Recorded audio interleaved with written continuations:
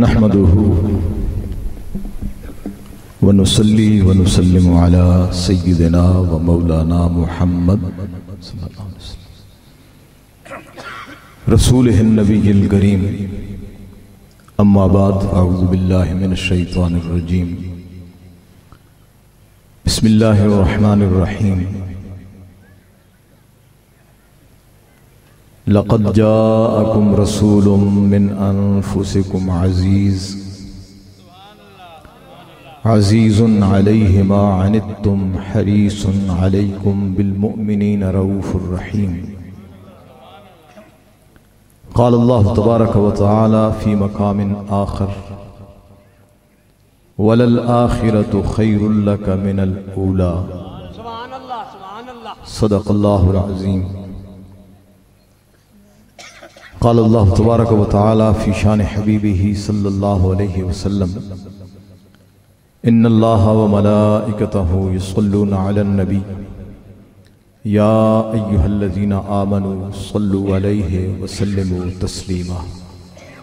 अल्लाहुम्मा सल्लि अला सय्यिदिना व मौलाना मुहम्मदिन व अला आलिहि व सहबिहि व बारिक व सल्लिम।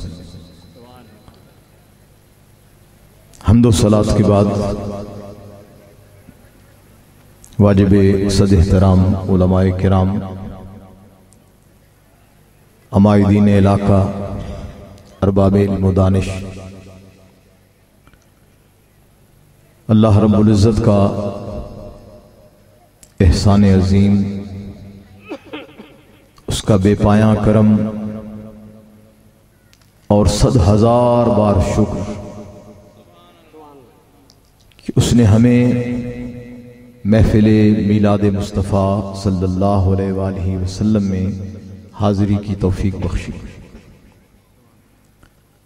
हाज़रीन मोहतरम,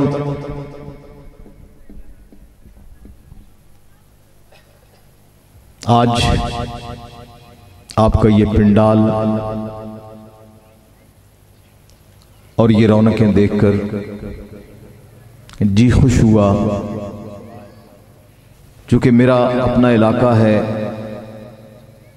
मेरा बचपन, लड़कपन और जवानी का एक ख़ास हिस्सा इन्हीं इलाकों में गुजरा।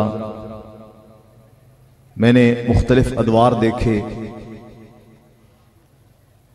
लेकिन आज ये रौनक नज़र आ रही है, ऐसा मैंने ज़िंदगी में कभी नहीं देखा था।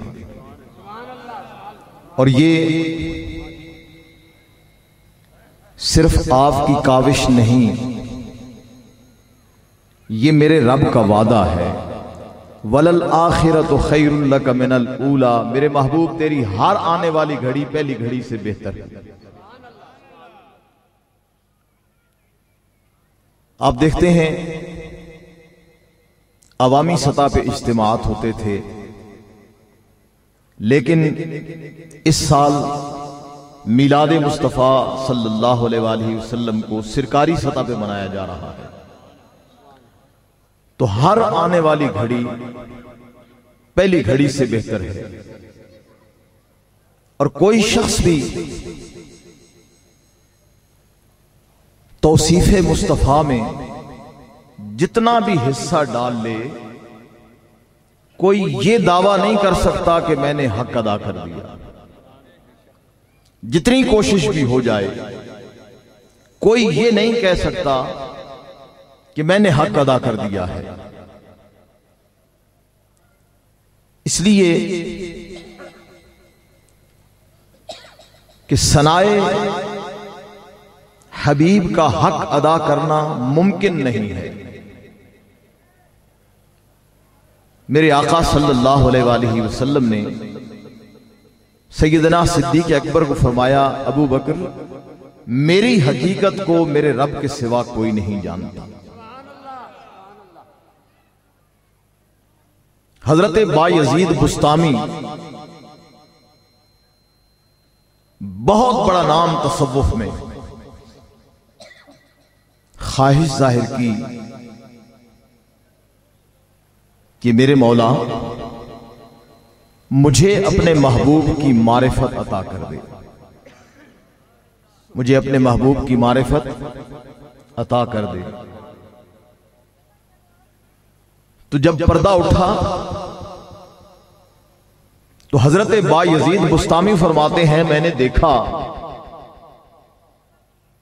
कि जहां मेरी विलायत की इंतहा है वहां से सरकार की इब्तिदा तक दरमियान में 1000 नूर के पर्दे हायल हैं। आप जब फासला नापते हैं ना,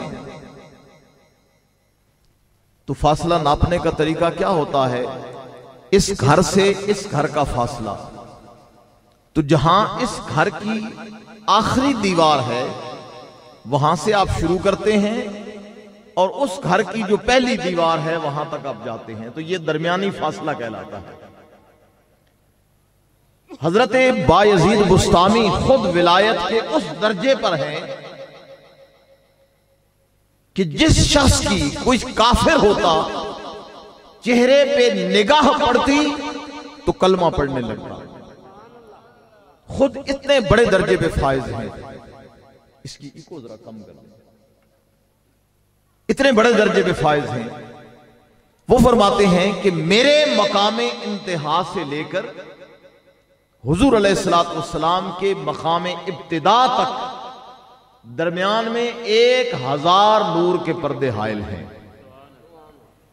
और फरमाते हैं लौ दनौतु इंद अव्वल हिजाबिन लहतरकत, और मैं अगर पहले पर्दे के महज करीब गया तो जलकर राख हो जाऊंगा। तो इसलिए सनाए मुस्तफा का हक कोई अदा कर नहीं सकता, और अगर किसी को अल्लाह ने तौफीक दी कि वो सनाए मुस्तफा में जुबान खोले और वो कहे कि मैं आका की तारीफ करूं, वो तारीफ तो कर लेगा लेकिन हक अदा नहीं कर सकेगा। क्यों कि जो ही तारीफ मुस्तफा में उसकी जुबान खुलेगी, रब उसी लम्हे अपने महबूब की शान और बुलंद कर देता है। फरमाया वलल आखिरतु खैरुन लका मिनल ऊला, मेरे महबूब तेरी हर आने वाली घड़ी पहली घड़ी से बेहतर है। जो ही किसी आशिक ने तारीफ मुस्तफा में जुबान खोली, उसी लम्हे मेरे मुस्तफा की शान और बुलंद हो गई। तो कोई तौसीफ मुस्तफा का हक अदा नहीं कर सकता। आप खुश नसीब हैं कि आपने ये इतनी अजीम महफिल सजाई है। मुझे एक बात का अफसोस जरूर हुआ है कि जब तक आप नात सुन रहे थे पिंडाल भरा हुआ था, अब आधा पिंडाल खाली हो गया है। मुझे इस बात की कोई परवाह नहीं कि मेरे सामने 10 बंदे बैठे हैं या 10,000 बंदे बैठे हैं। बुनियादी तौर पे चूंकि मैं मुअल्लिम हूं, उस्ताद हूं, मुझे इस बात से भी कोई गरज नहीं होती कि कोई मुझे दाद दे या मेरे सुनने वाले ज्यादा बैठे हों। मैं तो समझता हूं मैं क्लासरूम में हूं, कमरा जमात में अपने तलबा को पढ़ा रहा हूं। मुझे कोई गरज नहीं कि आप सुभान अल्लाह कहें या ऊंची आवाज में आप मुझे दाद दें, नहीं। उस्ताद की सिर्फ एक ख्वाहिश होती है कि मेरा शागिर्द मेरी बात तवज्जो से सुने। हजरत इमाम मालिक उम्मत के ताज व इमाम, आपका यह मामूल था कि आपसे अगर कोई फिक्र का मसला पूछता तो आप ताजा वुजू फरमा के उसको फिक्र का मसला बताते, और अगर कहता कोई कि हुजूर हमें हुजूर अलैहिस्सलातु वस्सलाम की हदीस सुनाएं,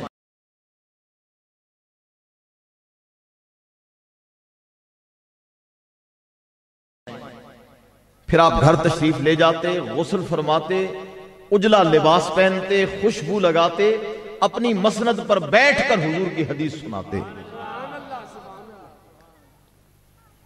आपका एक शागिर्द एक दिन दर्स में हाजिर नहीं था। अगले दिन जब वो दर्स में आया तो उस दर्स किया, हुजूर कल किसी वजह से मैं दर्स में नहीं आ सका, मेरा कल का सबक कज़ा हो गया है।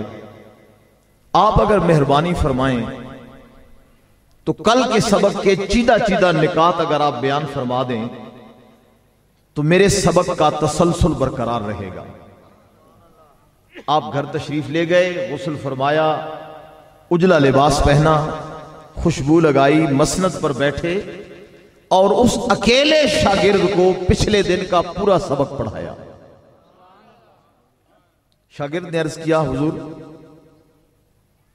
आपने मुझ अकेले शागिर्द के लिए इतना तकल्लुफ फरमाया कि आपने पूरा सबक पढ़ाया।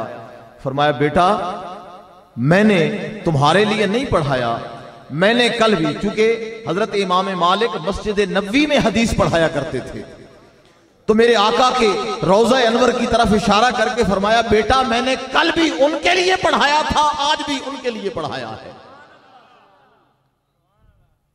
तो मुअल्लिम को, मुदर्रिस को इस बात से गरज नहीं होती कि मेरे सामने एक बैठा है या 1000 बैठा है, लेकिन दुख इस बात का है कि जब आका की तारीफ और तौसीफ सुनने का वक्त आया, आप पिंडाल छोड़ गए, महरूमी आपके हिस्से में गई। मुझे कोई दर्द नहीं है, मुझे कोई तकलीफ नहीं है।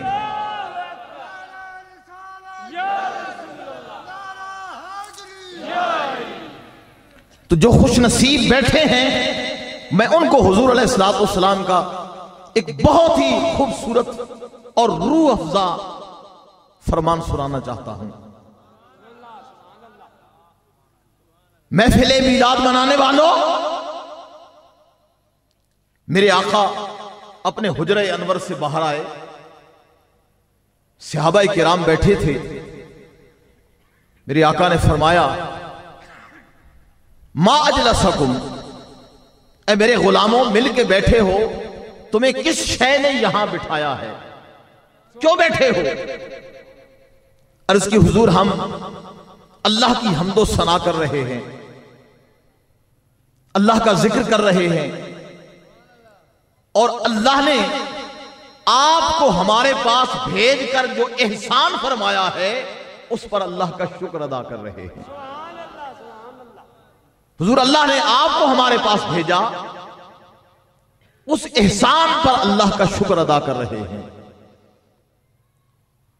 सही मुस्लिम में हदीस है, मेरे आका ने फरमाया, मेरे गुलामों ये जो कुछ तुम कह रहे हो इस पर कसम उठाते हो कि तुम वाकई इसी काम के लिए बैठे थे? या रसूल अल्लाह, हमने तो आपकी जुबान अक़दस से सुन के खुदा को माना है। क्यों नहीं, हम कसम उठाते हैं हुजूर, हम इसी के लिए बैठे थे। एक सहाबी अर्ज करते हैं, या रसूल अल्लाह, आपने कभी किसी बात की तस्दीक और तौसीक के लिए अपने गुलामों से कसम नहीं उठवाई, आज कसम उठाने की जरूरत क्यों पड़ी? फरमाया, मेरे गुलामों मुझे तुम्हारी बात पे एतमाद और एतबार है, लेकिन कसम उठवाने की एक वजह है, एक सबब है। फरमाया, मैं अपने हुजरे मुबारक में बैठा था, अभी अभी जिब्रील अमीन आए, और जिब्रील अमीन अल्लाह का पैगाम लेके आए, और आकर उसके, या रसूल अल्लाह जरा उठकर बाहर जाइए, आपके नौकर, आपके गुलाम जो अमल कर रहे हैं, रब अर्श पे बैठा उस पे नाज कर रहा है।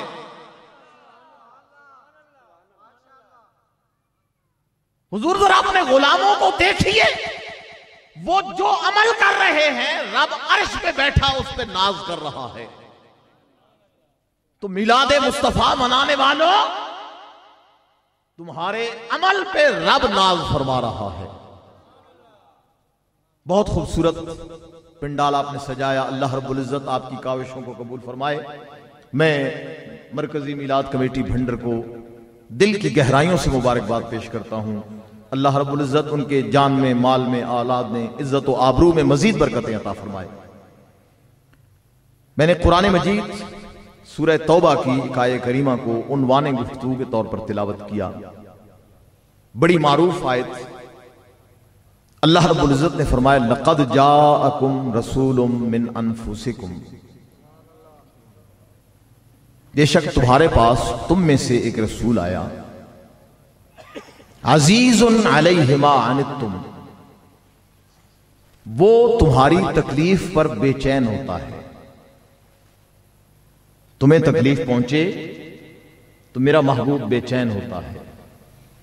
यहां मां कलिमा आम है, उलमाए किराम बैठे हैं, मां कलिमा आम है, इसमें सब शामिल हैं। और रही बात मोमिनों की, फरमाया बिल मुमिनीना रऊफुर रहीम, मोमिनों के लिए तो मेरा महबूब पैकर रहमत है। अब आप कुरान मजीद को देखें, कुरान मजीद में नात के उन्वानात आपको बहुत मिलेंगे। सारा कुरान मेरे मुस्तफा की नात, लेकिन यह आये करीमा एक बहुत खूबसूरत नात है। उम्मुल मोमिनीन आयशा सिद्दीका रज़ी अल्लाह ताला अन्हा से किसी ने पूछा, अम्मा आपने तो आका सल्लल्लाहु अलैहि वसल्लम की खलवत और तन्हाई भी देखी है, आपकी जलवत और मजलिसी जिंदगी भी देखी है, हमें जरा ये तो बताएं आका का खुल्क कैसा था। उम्मुल मोमिनीन आयशा सिद्दीका ने पूछा, मुझसे पूछने वाले क्या तूने कुरान नहीं पढ़ा? फरमाया काना खुल्कुहुल कुरान, सारा कुरान खुल्के मुस्तफा है, सारा कुरान खुल्के मुस्तफा है। कुरान की दो जिहतें हैं, एक कुरान ये सूरतों सफ़ों वाला कुरान, और एक वो कुरान जो मक्का की गलियों में चलता है तो कुरान उतरता है। इस कुरान की भी तिलावत होती है, इस कुरान की भी तिलावत होती है।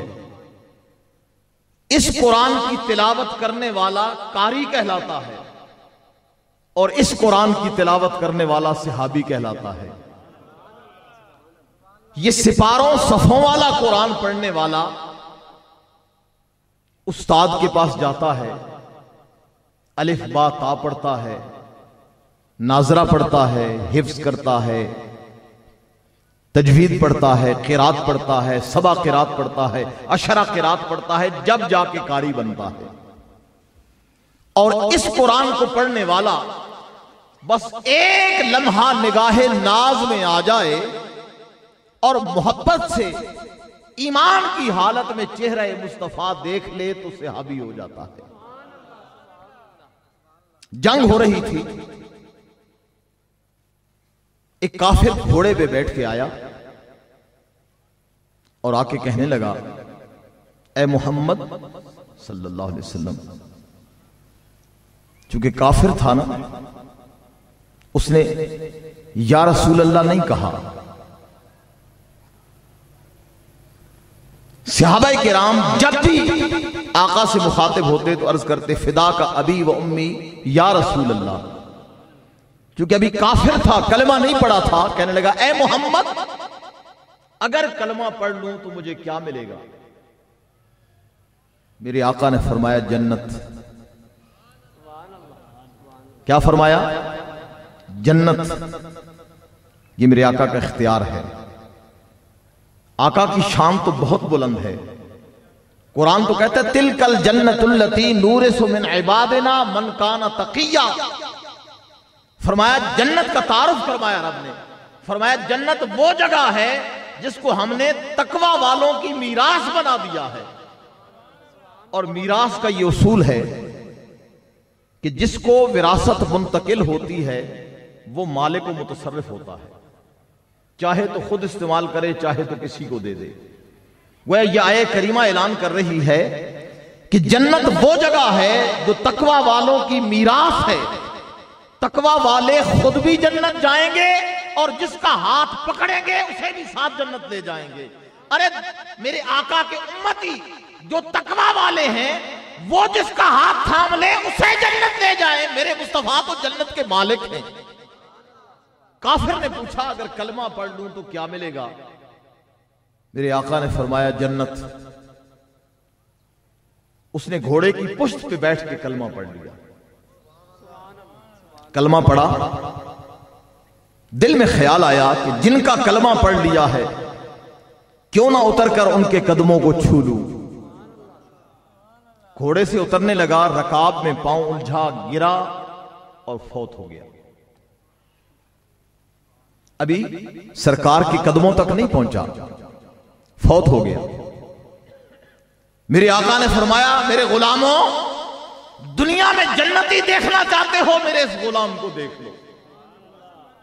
अभी नमाज नहीं पढ़ी, नमाज के मसाइल नहीं पता, अभी रोजा नहीं रखा, रोजे के बारे में कुछ नहीं जानता, अभी ज़कात नहीं दी, ज़कात की शरह से वाकिफ नहीं है, अभी हज नहीं किया, हज के मनासिक नहीं जानता, अभी कोई अमल नहीं किया, फकत कलमा पढ़ा और उसके बाद रूह निकल गई।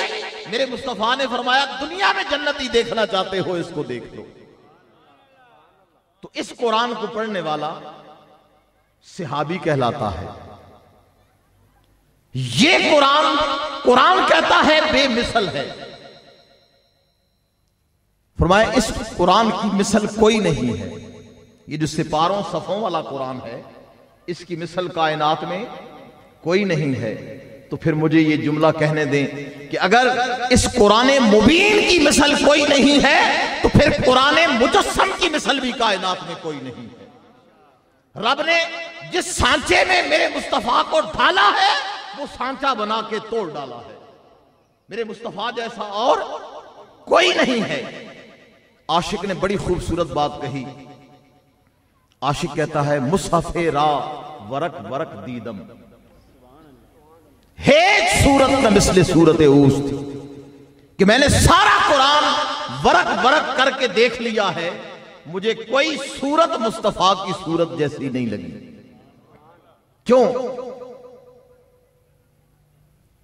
हुरूफ मिले तो अल्फाज बनते हैं, अल्फाज मिले तो कलिमात बनते हैं, कलिमात मिले तो आयात बनती हैं, आयात मिले तो रुकुआत बनते हैं, रुकुआत मिले तो सूरतें बनती हैं, सूरतें मिले तो कुरान बनता है। और सारे कुरान का हुस्न जमा हो जाए तो हुस्ने मुस्तफा बनता है।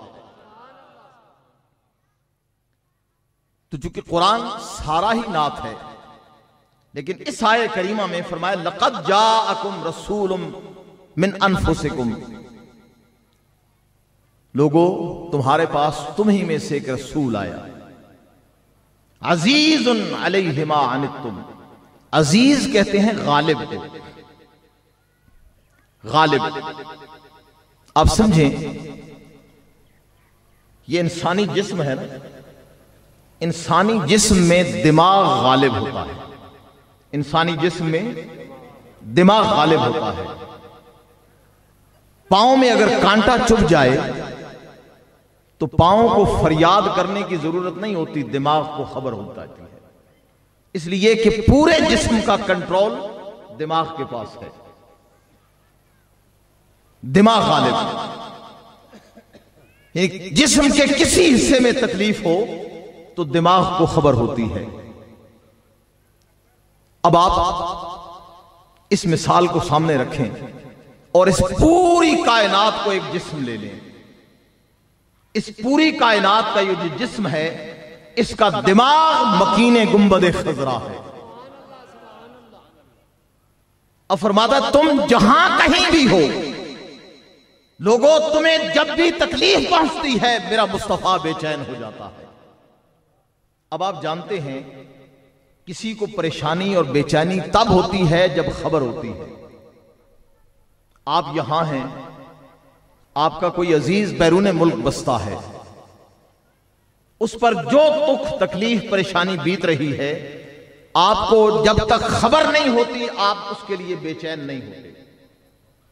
जब तक आपको खबर नहीं होती तो आप बेचैन नहीं होते। तो गोया मेरे मुस्तफा करीम मकीने गुंबदे खजरा हैं, जहां कोई तड़पता है मेरे मुस्तफा बेचैन हो जाते हैं। लोगों गुनाह तुम करते हो, तड़पता मेरा मुस्तफा है। गलत कारियां तुम्हारी होती हैं, परेशान मेरा मुस्तफा होता है। और फिर एक और बात, कुछ लोग होते हैं जिन्हें कोई परेशानी लाहक हो तो बता देते हैं, इजहार करते हैं, और कुछ ऐसे होते हैं जो अपनी परेशानी का इजहार नहीं करते, खुद बर्दाश्त कर लेते हैं लेकिन किसी को खबर नहीं होने देते। अब जिसकी परेशानी खुले ना, किसी को खबर ना हो, तो इसका मतलब यह है कि उस तकलीफ का एहसास सिर्फ उसकी जान को है, उस तकलीफ का एहसास सिर्फ उसकी जान को है। अब कुरान को देखें, कुरान कहता है अन्नबिय्यु औला बिल मुमिनीन मिन अनफुसिहिम, लोगों मेरा नबी तुम्हारी जानों से भी ज्यादा तुम्हारे करीब है। अरे दुख और तकलीफ का एहसास अभी तुम्हारी जान को नहीं होता, मेरे मुस्तफा को पहले खबर हो जाती है। अभी तुम्हारे दुख और तकलीफ का एहसास तुम्हारी जान तक नहीं पहुंचा होता, मेरे मुस्तफा को पहले खबर होती है। अब यहां एक और लतीफ बात बता दूं, अल्लाह ने फरमाया मेरा नबी तुम्हारी जानों से भी ज्यादा करीब है, और रब ने अपने लिए फरमाया नहनु अक़रबु इलैहि मिन हब्लिल वरीद, हम इनकी शाह रग से भी ज्यादा करीब हैं। रब शाह रग से भी ज्यादा करीब, नबी जान से भी ज्यादा करीब। और शाह रग में और जान में फर्क कितना होता है? शाह रग कट जाए तो जान निकल जाती है, ऐसा ही है ना? शाह रग कट जाए तो जान निकल जाती है, और जान निकल जाए तो शाह रग बेकार हो जाती है। तौहीद और रिसालत का ताल्लुक वाज़ेह हो रहा है कि लोगों, अल्लाह शाह रग से भी ज्यादा करीब है। अगर तौहीद का ताल्लुक कट जाए तो रिसालत से तुम्हारा ताल्लुक टूट जाता है, फौरन टूट जाता है। और दूसरी तरफ फरमाया रसूल नबी जान से भी ज्यादा करीब है। जान निकल जाए यानी रिसालत से तुम्हारा ताल्लुक कट जाए तो तौहीद से ताल्लुक रहता ही नहीं है। अब यहां एक और बात कि अगर शाह रग कट जाए तो जान निकलने में कुछ देर लगती है। आप जानवर ज़बह करते हैं, उसकी शाह रग कट देते हैं, वो तड़पता रहता है, कुछ देर बाद उसकी जान निकलती है। शाह रग कट जाए तो जान निकलने में देर लगती है, लेकिन जान निकल जाए तो शाह रग फौरन बेकार हो जाती है। यानी अगर तुम्हारा तौहीद से ताल्लुक कटा तो इस बात का इम्कान है कि बंदा तौबा करके फिर तौहीद के दामन में आबाद हो जाए। लेकिन अगर रिसालत से ताल्लुक कट जाए तो उसे तौहीद की तरफ जाने की तौफीक भी छीन ली जाती है।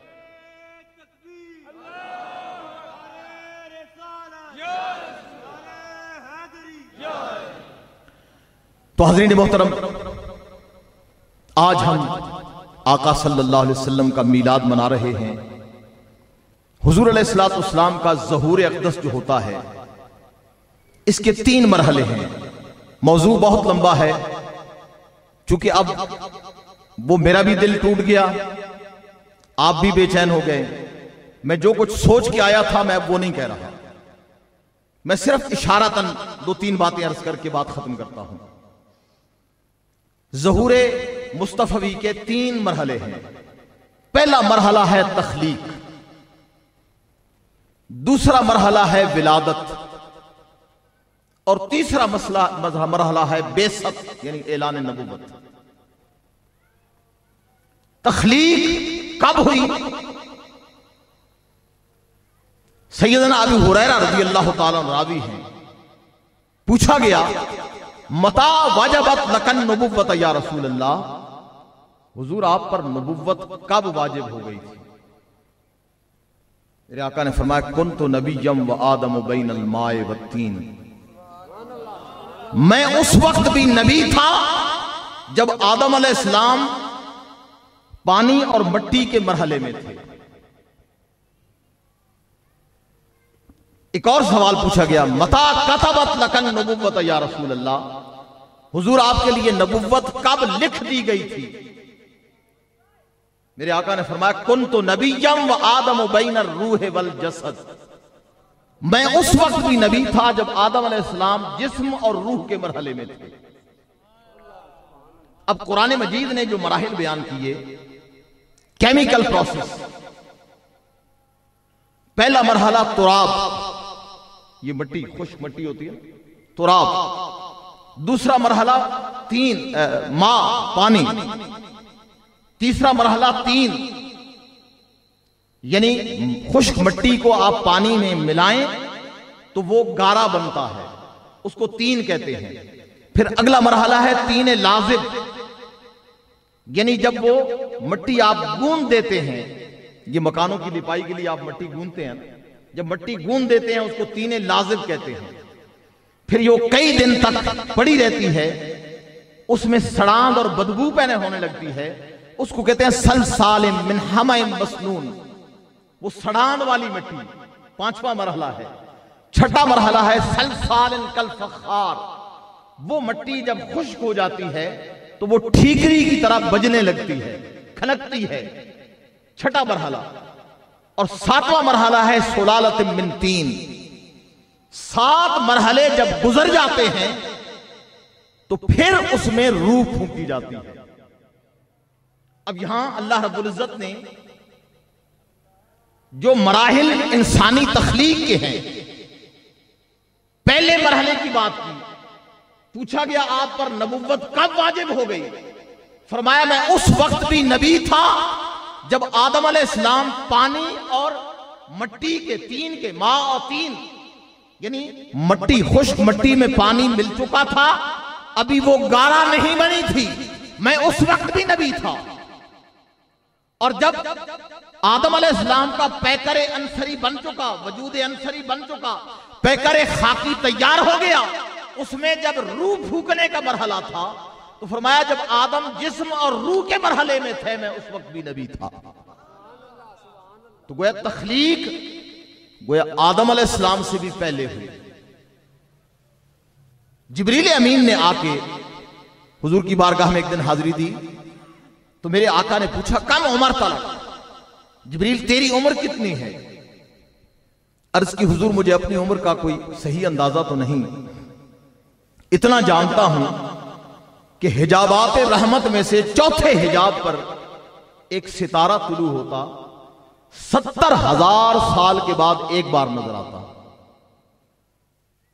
इमाम अब्दुल रज़्ज़ाक ने अपनी मुसन्नफ में इसको नकल किया कि 70,000 साल के बाद वो सितारा नजर आता, और हुजूर मैं उसको 72,000 मरतबा देख चुका हूं। उम्र का अंदाजा आप लगा लें।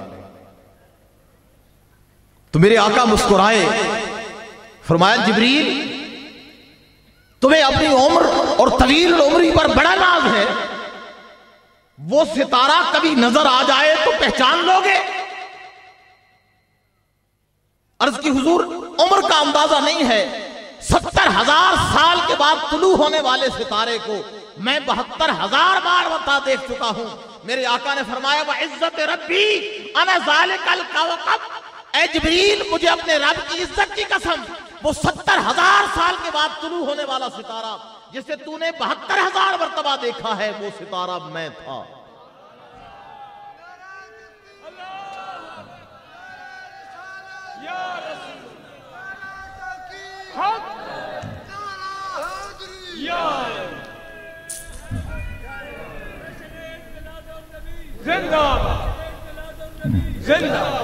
तो मेरे मुस्तफा की तख्लीक उस वक्त हुई जब अभी वक्त भी वजूद में नहीं आया था। ये अब जब कब यहां कहां वहां शुमाल जुनूब ये सरे से वजूद में आए नहीं थे। मेरे आका की तख्लीक उस वक्त हुई। दूसरा मरहला आता है विलादत का। मेरे आका की इस दुनिया में तशरीफ आवरी।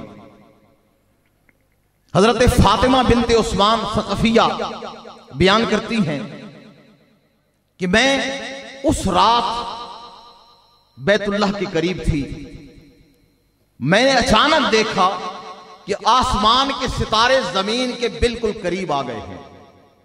हत्ता ज़नन तो सतक़ौ अलैया, यहां तक कि मुझे गुमान होने लगा कि ये मेरे ऊपर गिर पड़ेंगे, इतने करीब आ गए।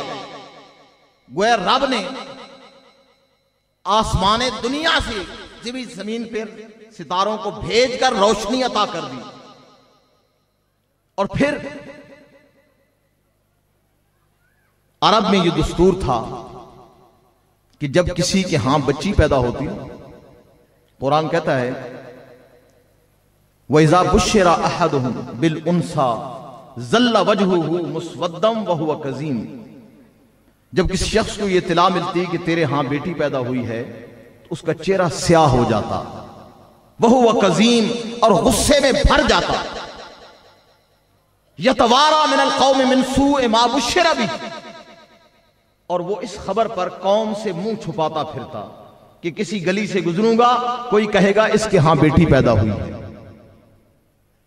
यानी बेटी को एक ताना समझा जाता था। और वो कहता यतवारा मिनल कौम मिन सूए मा बुश्शिरा बिही अयुमसिकुहु अला हुनन अम यदुस्सुहु फित तुराब। क्या करूं, ये जिल्लत का बोझ कांधे पे उठाए रखूं या इसे जिंदा जमीन में गाड़ दूं। यानी बच्ची पैदा होती तो चेहरा स्याह हो जाता, गुस्से में जल भुन जाते। मेरे रब ने अपने महबूब को दुनिया में भेजा, फरमाया महबूब आज तुझे दुनिया में भेज रहा हूं। अरबों के हां हालत यह है, बेटी पैदा हो जाए तो नाराज होते हैं, इनके चेहरे स्याह हो जाते हैं। महबूब आज तुझे दुनिया में भेज रहा हूं, आज जितने बच्चे पैदा होंगे हर माई को बेटा अता करूंगा ताकि किसी घर में सफे मातम न बिछे, हर घर में खुशियां मनाई जाए, हर घर में खुशी मनाई जाए, हर घर में खुशी मनाई जाए। फिर हजरत हलीमा सादिया आती हैं और मेरे आका को ले जाती हैं। इमाम जुर्कानी बयान करते हैं कि आपको लेकर जब बैतुल्लाह शरीफ के करीब जाती हैं तो जो दाइयां, आप तफसील सुन चुके, मैं उस तफसील में नहीं जाता कि वो बहुत सारी दाइयां आई थी, ये पीछे रह गई थी, उस तफसील में नहीं जाता। वो जो दाइयां पहले आई थी अमीरों के बच्चे ले गई थी, एक बच्चा रह गया। अब लोग तो कहते हैं कि दाइयों ने बच्चा छोड़ दिया, मैं कहता हूं मेरे मुस्तफा ने अम्मा हलीमा का इंतजार किया। और हजरत हलीमा सादिया फरमाती हैं कि जब मैं आका की बारगाह में पहुंची, हजरत अब्दुल मुत्तलिब जब मुझे हुजूर की बारगाह में लेके गए, मैंने देखा मेरा हाशमी बेटा सब्ज कपड़े में लिपटा हुआ था, आंखें बंद थी। फरमाया मैं जू ही पहुंची मेरे बेटे मोहम्मद ने आंखें खोल दी, वो इंतजार कर रहे थे, दाइयों तुम जाओ, मैंने तुम्हारे साथ जाना नहीं, मैं अपनी अम्मा हलीमा के साथ जाऊंगा। हजरत हलीमा सादिया ने हुजूर को लिया और बैतुल्लाह पहुंच गई। इमाम जुर्कानी फरमाते हैं कि वो जो दाइयां आई थी पहले वो तवाफ कर रही थी। जब हजरत हलीमा सादिया सेने हरम में आई तो उनका वो छठा चक्कर था और हजरत हलीमा सादिया का ये पहला चक्कर था। बड़ी लतीफ बात है, वो 6 चक्कर पूरे कर चुकी थी जब हजरत हलीमा सादिया ने तवाफ शुरू किया। हजरत हलीमा सादिया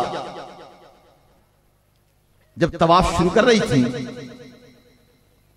तो वो दाइयां जो चक्कर लगा रही थी, हजरत हलीमा सादिया का तवाफ मुकम्मल हो गया, उनके 6 चक्कर के 6 चक्कर रहे। इमाम जुर्कानी फरमाते हैं शागिर्दों ने पूछा हुजूर ये कैसे हुआ? फरमाया ये ऐसे हुआ कि वो दाइयां काबे का तवाफ कर रही थी, काबा मुस्तफा का तवाफ कर रहा था, काबा मुस्तफा का तवाफ कर रहा था। तो हजरत हलीमा सादिया हुजूर को लेकर जब अपने कबीला बनु साद पहुंची, पहली रात बीती, सुबह हुई, कबीले के लोग इकट्ठे होके आ गए, आके कहने लगे हलीमा तेरे घर में तो चिराग जलाने के लिए कभी तेल नहीं हुआ करता था, ये रातों रात तू इतनी अमीर हो गई कि तेरे घर में सारी रात चिराग जलता रहा। हजरत हलीमा सादिया ने फरमाया मेरे कबीले वालों किसी गलत फहमी का शिकार नहीं होना, वल्लाहि मा औकदु नारा, मुझे अल्लाह की कसम मैंने कोई चिराग नहीं जलाया, कोई आग नहीं जलाई, ये रोशनी जो तुम्हें नजर आई है वलाकिन्नहु नूर मुहम्मदा, ये तो मेरे मोहम्मद का नूर था। मेरा मोहम्मद जब से इस घर में आया है हर तरफ उजाला हो गया है, रोशनी हो गई है। मैंने चिराग नहीं जलाया, ये मेरे मोहम्मद का नूर है। और हजरत हलीमा सादिया फरमाती हैं, जब मैं रात के अंधेरे में किसी काम से निकलती तो मैं कभी चिराग लेके न निकलती, अपने हाशमी बेटे मोहम्मद को उठा के ले जाती। जिस तरफ जाती रोशनी हो जाती, जिस तरफ जाती रोशनी हो जाती। तीसरा मरहला हुजूर अलैहिस्सलाम की बेसत का है, ऐलान नबुव्वत का। जब आप कोहे सफा पे चढ़े और ऐलान फरमाया, लोगों अगर मैं तुम्हें कहूं, हदीस पाक है, सही बुखारी की हदीस, कि अगर मैं तुम्हें कहूं इस पहाड़ के पीछे एक लश्कर है जो तुम पे हमला करने वाला है, तो क्या मेरी बात मान लोगे? उन्होंने कहा बिल्कुल मान लेंगे, इसलिए कि आपने कभी झूठ नहीं बोला। अब जब आप गारे हिरा से उतर के आए थे वही लेके, तो सूरह अलक की पहली 5 आयतें उतरी थी। इक़रा बिस्मि रब्बिकल लज़ी खलक, खलकल इंसान मिन अलक, इक़रा व रब्बुकल अकरम अल्लज़ी अल्लम बिल कलम अल्लमल इंसान मा लम यअलम। 5 आयतें उतरी। चूंकि अरब अहले जुबान थे, उनके लिए ये नई बात थी। जब आका तशरीफ लाए तो उन्होंने लामहला पूछा होगा, ये क्या है, ये जो आप पढ़ रहे हैं ये क्या है? तो हुजूर अलैहिस्सलाम ने फरमाया होगा, ये कुरान है। ये क्या है? ये कुरान है।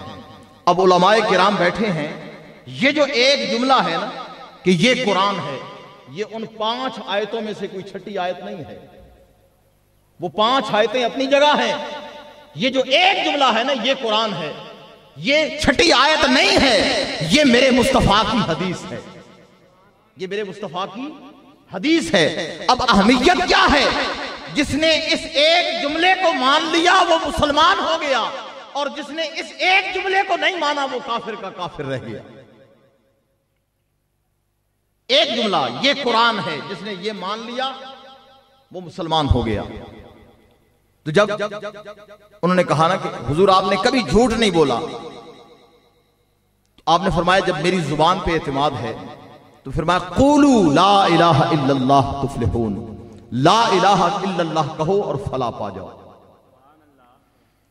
अब चूंकि हर नबी जब दुनिया में तशरीफ लाए और कौम के पास आए और जब अल्लाह की वहदानियत का ऐलान किया तो हर कौम ने दलील मांगी, और दलील में हर नबी ने मोजज़े दिखाए। किसी ने 1 मोजज़ा, किसी ने 2, मूसा अलैहिस्सलाम ने 9 मोजज़े दिखाए। सबसे ज्यादा मोजज़ात हजरत मूसा अलैहिस्सलाम को मिले। तो जब आपसे आपकी कौम ने दलील मांगी तो मेरे आका सल्लल्लाहु अलैहि वसल्लम ने अपना चेहरा अनवर आसमान की तरफ उठाया, मेरे मौला ये कौम दलील मांग रही है, क्या करूं? फरमाया महबूब दलील पेश कर दे। अब दलील साबिक़ा अंबिया अलैहिस्सलाम ने मोजज़े की सूरत में दी। मेरे मौला क्या मोजज़ा दिखा दूं? रब ने फरमाया मेरे महबूब आपसे पहले जितने नबियों को भेजा, जितने रसूलों को भेजा, मैंने हर एक को मोजज़े दे के भेजा है। महबूब तुझे तो मोजज़ा बना के भेजा है। मौला क्या करूं? फरमाया तू ऐलान कर दे, लबिस्तु फीकुम उमरम मिन क़ब्लिही अफला ताक़िलून। लोगों मैंने तुम्हारे अंदर जिंदगी गुजारी है, मेरा बचपन तुम्हारे अंदर गुजरा, मेरा लड़कपन तुम्हारे अंदर गुजरा, मेरी बेदाग जवानी तुम्हारे अंदर गुजरी। फरमाया मक्का वालों मैंने तो तुम्हारे अंदर ऐसी जवानी गुजारी है कि जब तुम्हारी जवान बेटियां, जवान दोशीज़ाएं मक्का की, वो अपनी सहेलियों से, सखियों से बात करती और उन्हें किसी बात का यकीन दिलाना चाहती तो वो कसमें उठाती, अपने बुतों की कसमें उठाती। मुझे लात की कसम, मुझे मनात की कसम, मुझे हुबल की कसम, मुझे उज़्ज़ा की कसम, अपने बुतों की कसमें उठाती कि सहेलियों सखियों मैं सच कह रही हूं, मेरी बात मान लो। लेकिन सारे बुतों की कसमें उठाने के बाद भी जब वो सहेलियां बात न मानती ना, तो मेरे आका ने फरमाया तुम्हारे मक्के की जवान बेटियां जब अपने बुतों की कसमें खाकर यकीन न दिला पाती, तो फिर वो कहती लो ऐ मेरी सहेलियों सखियों, अब मैं वो कसम उठाने जा रही हूं जिसका तुम इनकार नहीं कर सकोगी। मुझे मोहम्मद की शर्मो हया की कसम, मेरी बात मान लो मैं सच कह रही हूं, मुझे मोहम्मद की झुकी निगाहों की कसम। फरमाया वो तुम्हारी जवान बेटियां जो अपने बुतों की कसमें तस्लीम नहीं करती थी, वो मोहम्मद के शर्मो हया की कसम पर बात मान लेती थी। फरमाया मेरी तो जवानी तुम्हारे अंदर ऐसी गुजरी है। तो आपने जब ऐलान नबूवत फरमाया तो तीसरा मरहला मुकम्मल हुआ। अब यहां एक बात बदकिस्मती से हमारी किताबों में लिखी है कि हमारे आका सल्लल्लाहु अलैहि वसल्लम को 40 साल के बाद नबूवत मिली। 40 साल तक उन्हें पता भी नहीं था कि मैं नबी हूं या नहीं। यह बात हमारी निसाबी किताबों में लिखी है। एक ईसाई पादरी ने चैलेंज किया कि मुसलमानों जवाब दो, तुम्हारी किताबों में लिखा है कि हमारे नबी को 40 साल के बाद नबूवत मिली। 40 साल तक पता नहीं था, और जब पहली वही हुई तो वर्का बिन नौफल ने उन्हें बताया कि आप अल्लाह के नबी हैं, जबकि आपका कुरान कहता है कि ईसा अलैहिस्सलाम की उम्र मुबारक 3 दिन थी और पंघूड़े में उन्हें ऐलान किया कि मुझे अल्लाह ने नबी बना के भेजा है। अब जिन लोगों ने ऐसा लिखा है कसूरवार वो हैं। मेरे आका तो उस वक्त भी नबी थे जब कायनात में कुछ नहीं था, कायनात में कुछ नहीं था। और ये बात ज़हन में रखें कि नबुव्वत कसबी नहीं है, वह भी है।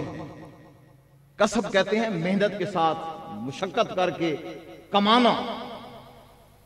कोई मेहनत करके, मुजाहिदा करके, रियाजत करके, इबादत करके विलायत तो कमा सकता है, वली तो बन सकता है, नबी कोई नहीं बन सकता। नबी वो होता है जिसे अल्लाह अपनी बारगाह के लिए चुन लेता है, और वो जिसे चुनता है वो उसे आलम अरवाह में चुन लेता है। सो अल्लाह का नबी जब दुनिया में आता है तो नबी बन के आता है। अब आज इस दौर में हम जो मिलाद मुस्तफा मना रहे हैं, हमें इस बात का एहसास होना चाहिए कि अल्लाह ने जो अपना महबूब हमें अता करके एहसान फरमाया है, अल्लाह के महबूब ने हम पर एहसान फरमाया है कि आज अगर हम सुख की सांस ले रहे हैं, मैं आपको एक तारीखी बात बता के बात खत्म करता हूं। आज अगर हम आजादी में सांस ले रहे हैं, हमें ये जो वतन मिला है, पाकिस्तान मिला है, ये भी मेरे आका के एहसानात में से एक एहसान है।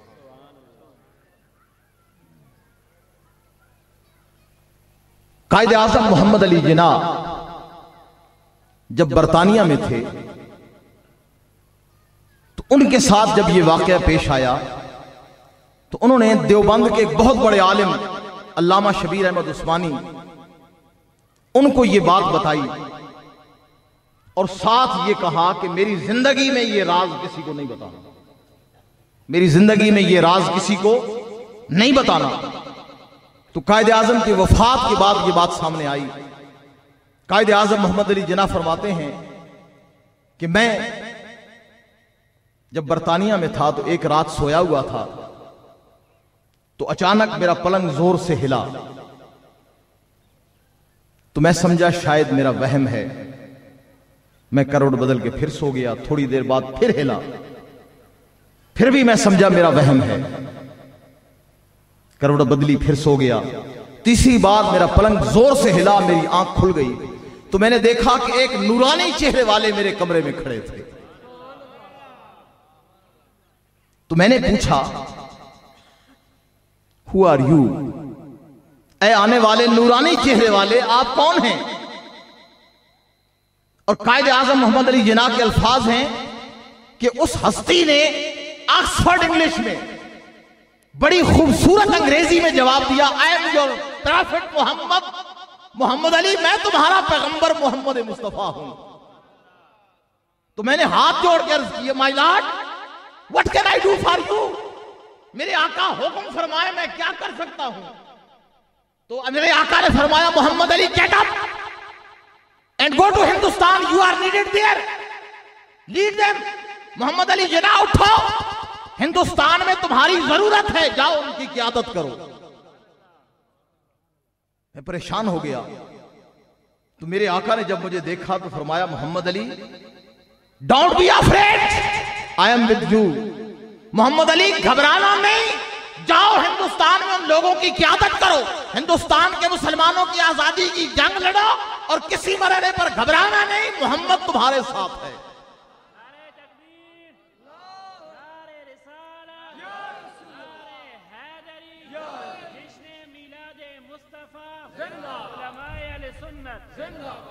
तो मैं कर रहा हूं कि आज अगर हम पाकिस्तान में सुख का सांस ले रहे हैं तो ये अल्लाह का करम है और अल्लाह के हबीब का हम पर एहसान है।